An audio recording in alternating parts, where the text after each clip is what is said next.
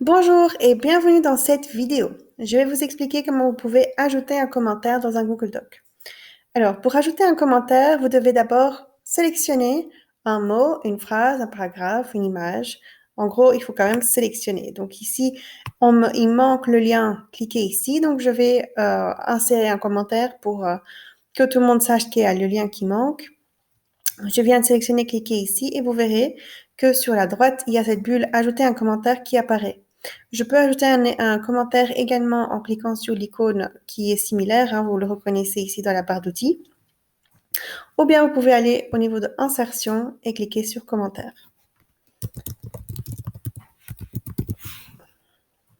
Donc voilà. Donc tout simplement en ajoutant votre contenu et en cliquant sur OK, le commentaire vient de s'ajouter. Lorsque je clique sur la bulle de commentaires, vous verrez une section répondre apparaître. C'est-à-dire qu'on peut avoir toute une discussion dans un commentaire plutôt que de faire tout ça par email, plutôt que d'envoyer un email en disant que le lien manque et de faire des va-et-vient dans l'email. On garde toute l'information ici dans le document. Ce que je peux faire également, toujours dans un commentaire, c'est taguer une collègue ou bien un collaborateur. Donc ici, je vais demander à ma collègue Julie d'ajouter en fait une capture d'écran.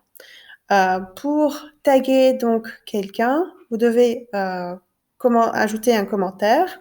Donc je viens de sélectionner cette phrase, je clique ici sur la bulle ajouter un commentaire.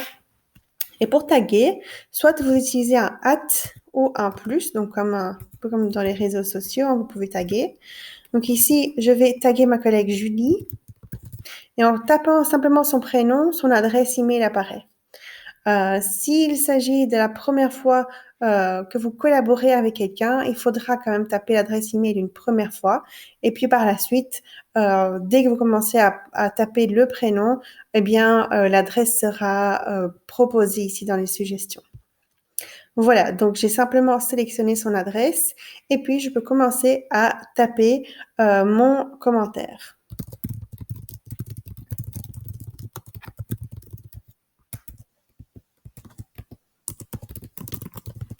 Voilà. Et alors, je souhaite attribuer cette tâche à Julie. Pourquoi? Eh bien, comme ça, Julie, elle saura qu'elle a une tâche spécifique à faire dans ce document. Toutes les personnes qui ont accès au document vont recevoir un mail en disant qu'Irène a ajouté un commentaire dans le document. Par contre, Julie, elle, va recevoir un email légèrement différent en disant qu'il y a une tâche qui lui a été attribuée dans le document. Ça lui permet de savoir qu'elle a une action à faire dans ce document. Donc, lorsque je clique sur attribuer, voilà, vous verrez que le commentaire est légèrement différent. Le layout est légèrement différent parce qu'on voit que cette tâche a été attribuée à Julie. Et on peut tout à fait donc faire un ping-pong de réponses ici, simplement en cliquant sur le commentaire. Vous verrez que vous avez une section répondre qui apparaît. Alors, une fois que vous avez terminé votre discussion, vous pouvez fermer le commentaire. Donc, on ferme le commentaire en cliquant ici sur le marquer comme terminé ou bien en cliquant sur fermer juste là. Imaginons que je souhaite réouvrir un commentaire ou bien de revoir l'historique des commentaires. Je peux le faire juste à côté de ce bouton partager. Vous voyez cette bulle de commentaires ici. Vous verrez ainsi apparaître bien tout l'historique. Donc, tous les commentaires qui ont déjà été faits dans ce document vont apparaître ici. Et je peux, par exemple, réouvrir le commentaire en cliquant sur réouvrir. Et voilà que le commentaire réapparaît dans le document. Vous voyez ici que ça a été marqué comme commentaire par Keren à 14h49 et ça a été réouvert à 14h50. Et voilà. Alors, sachez qu'un email est envoyé donc aux personnes qui ont accès à ce document, mais ce n'est pas un email instantané. Il faut compter plus ou moins 10 minutes.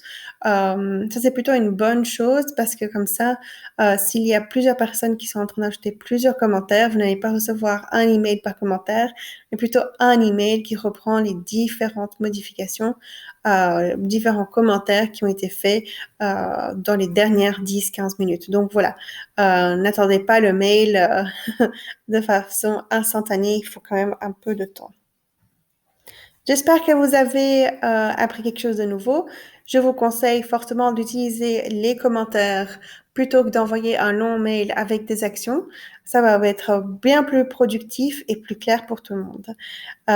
Si vous avez encore des questions, bien, n'hésitez pas à nous contacter. Bonne journée.